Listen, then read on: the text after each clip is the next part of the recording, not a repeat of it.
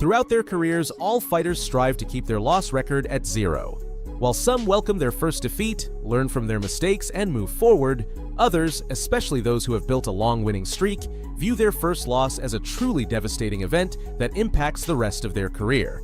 Both of these scenarios can be attributed to the boxing destiny of the great Mike Tyson. For every fan of the sport, the career of Iron Mike evokes a vivid range of memories filled with victories, knockouts, scandals, and ultimately defeats. But most importantly, greatness.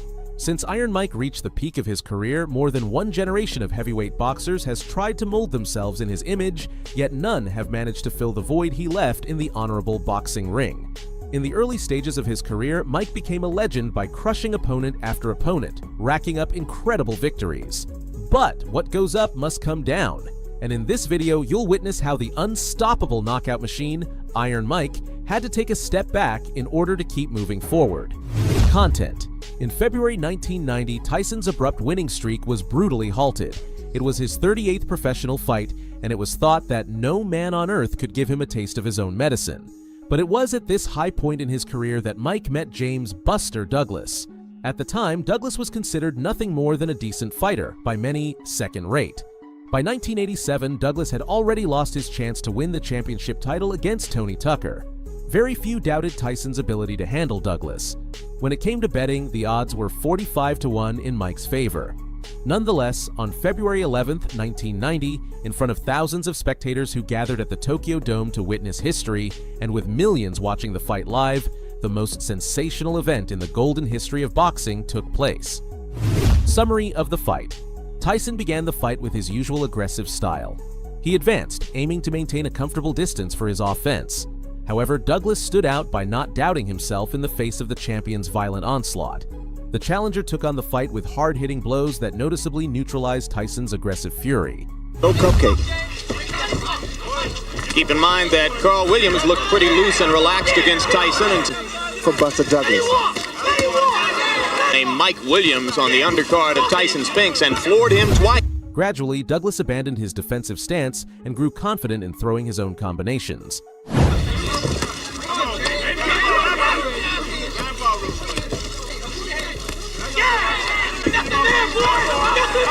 See, Mike has to be careful also because Tyson landing the jab again, and Mike. By the second and third rounds, it became clear that this would be a tough fight for Tyson. Films because he takes a move, he steps to his right, give a little angle. Douglas giving as opposed to the one big punch, and that's what Mike. Another right hand lead lands for Douglas. On the other hand, Douglas was delivering the fight of his life. Each round started with Tyson's active engagement, but with every passing round, his bursts of energy grew shorter. Tyson was increasingly putting himself in a difficult position. That jeopardizes you, put you in a lot of trouble.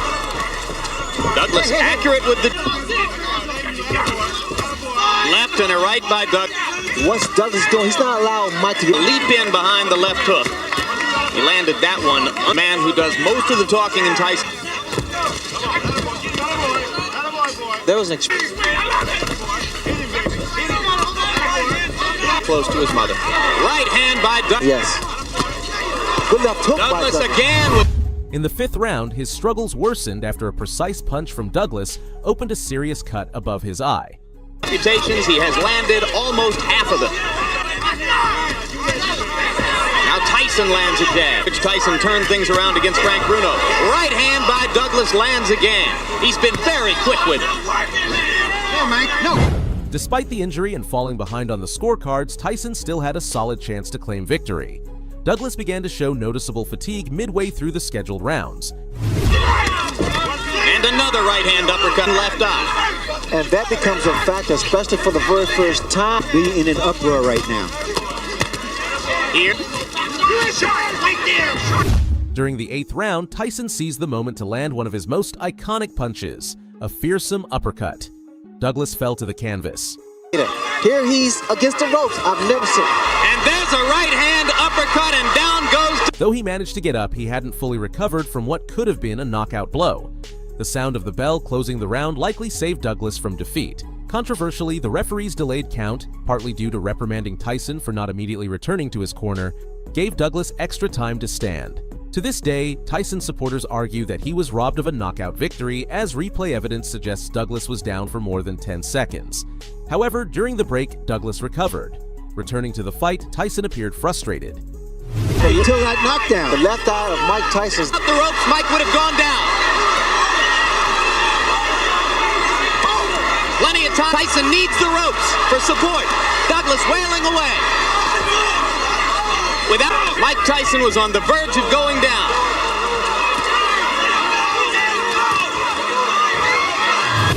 The climactic moment came in the 10th round.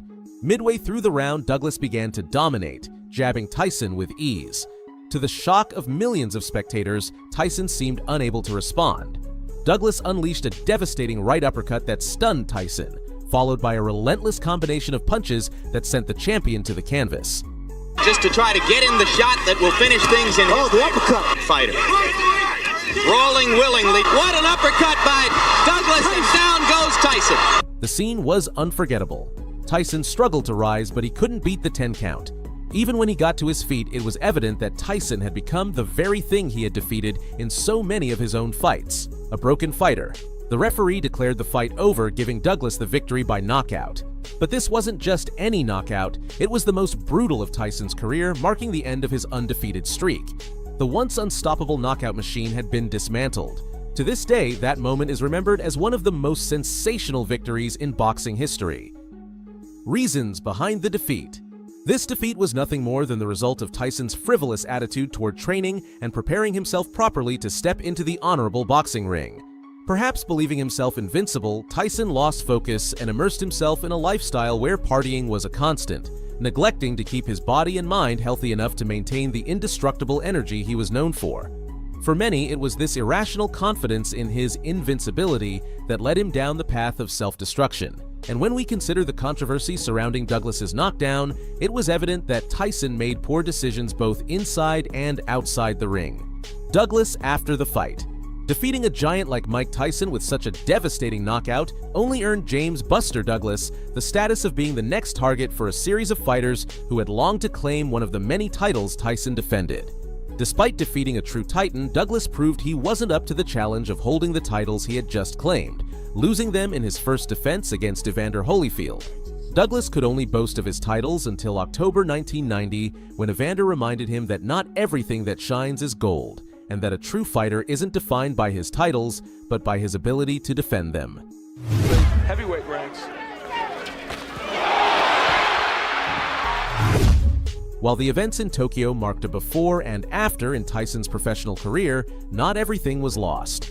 His aura as the invincible fighter had dissipated, but he quickly started a winning streak that allowed him to reaffirm his position in the sport. The Beast, the knockout machine, the youngest heavyweight champion in history, was far from being lost to himself. Although this wasn't his first defeat or first scandal. If you've made it this far, I appreciate it. Remember, the best way to support my content is by leaving a like on the video. Do you believe Tyson's victory was really stolen during that knockdown?